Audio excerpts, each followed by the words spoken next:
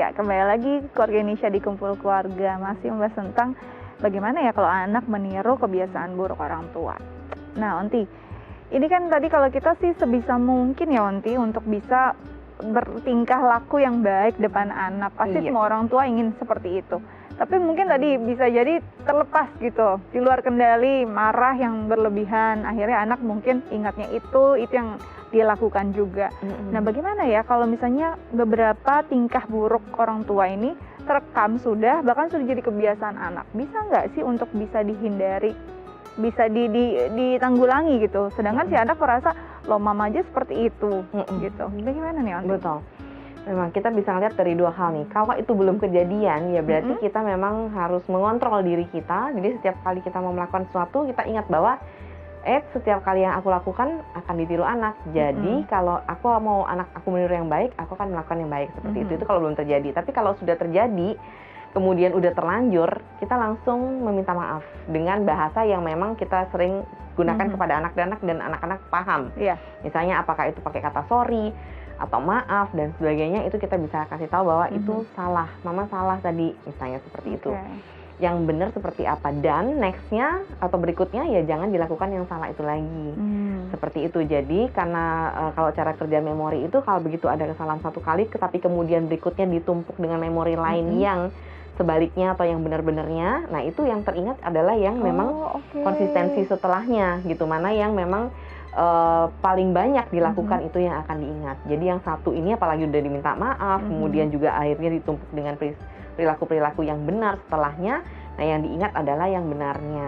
Gitu. Jadi sebenarnya bisa ya Onti, kita memperbaiki itu ya. Betul. Nah yang paling harus dimawas oleh orang tua adalah terkadang ada beberapa hal nih, Dika, yang orang tua itu nggak sadar melakukan pada anak. Misalnya contohnya berbohong, white lies contohnya ya kan.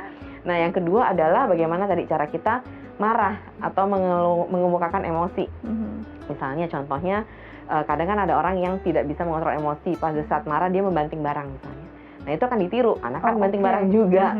Terus kemudian bagaimana kita memperlakukan orang lain, misalnya pada saat orang lain bersalah kita bilang, iya nggak apa-apa kok, kan memang seperti itu, nanti kita perbaiki lagi. Atau misalnya pada saat kita lewat depan orang kita bilang permisi, pada saat kita diberikan sesuatu kita bilang terima kasih, pada saat kita melakukan kesalahan kita bilang maaf. Nah itu juga akan ditiru anak-anak. Nah jadi memang kadang ada yang memang dari kita lakukan itu sudah karena kebiasaan, kita lupa bahwa itu berdampak juga pada anak. Nah itu yang harus diwaspadai nih. Nah ini menarik sih Onti. Kalau kita lihat sebenarnya banyak hal yang baik yang ditiru oleh anak pada orang tua. Tapi kadang-kadang itu bukan budaya masa yang memang terjadi di lingkungan. Misalnya contoh membuang sampah ini masih budaya yang sulit sekali diperbaiki mungkin di negara kita ya. Nah saat si anak ini memang sudah terbiasa buang sampah pada tempatnya, lalu di lingkungan yang baru, yang mungkin orangnya juga baru kenal, dia menegur orang lain karena kebiasaan buruk yang mungkin yang menurut dia tidak biasa dia lihat. Itu bagaimana Onti? Apakah kita biarkan saja dia menegur orang lain karena memang kebiasaannya di rumah, atau kita peringatkan bahwa kalau di lingkungan lain nggak usah terlalu jujur seperti itu, atau gimana Onti? Nah iya, kalau kita tujuannya adalah dalam rangka mengajar anak untuk memang berperilaku sesuai dengan yang kita hendaki gitu ya. Dalam hal ini misalnya kita mengajarkan dia tentang kebersihan, membuang sampah pada tempatnya, sehingga pada saat di situasi dia melihat orang lain membuang sampah, kemudian dia mengingatkan orang itu, atau bahkan dia yang mengambil sampah orang itu dan membuangnya sambil menegur orang itu, ya kita biarkan ya? Karena memang itu yang kita ajarkan kan. Betul. Itu justru benar. Dan justru bagus, akan menjadi pembelajaran buat orang yang memang tadi melakukan kesalahan, misalnya dengan cara membuang sampah, kemudian dia ditegur sama anak-anak, kan dia pasti malu ya. Dan akhirnya nextnya atau selanjutnya dia akan ingat, oh iya ya, anak kecil aja bisa kok buang sampah pada tempatnya, masa aku nggak bisa gitu. Jadi harusnya bangga justru dengan anak yang bisa mengingatkan orang lain untuk tindak yang baik ya. Nah, tapi kita juga harus ingatkan, terkadang respon orang itu nggak sesuai dengan harapan kita. Ada aja yang misalnya anak kita mengingatkan, om buang sampahnya di tempat sampah dong gitu. Terus tiba-tiba omnya bilang, apaan sih kamu masih kecil, rese banget gitu. Jadi ya. harus dipersiapkan juga dengan persiapkan respon. juga. Kita setelahnya kita bilang nggak apa-apa, omnya mungkin lagi marah, lagi nggak enak sama dirinya sendiri. Yang penting kamu sudah melakukan hal yang benar.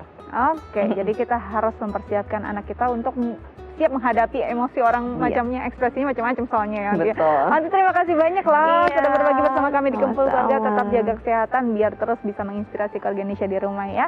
Oke keluarga Indonesia, yuk kita mulai hari ini berikan tindakan yang baik agar anak-anak juga meniru tindakan yang baik juga ya.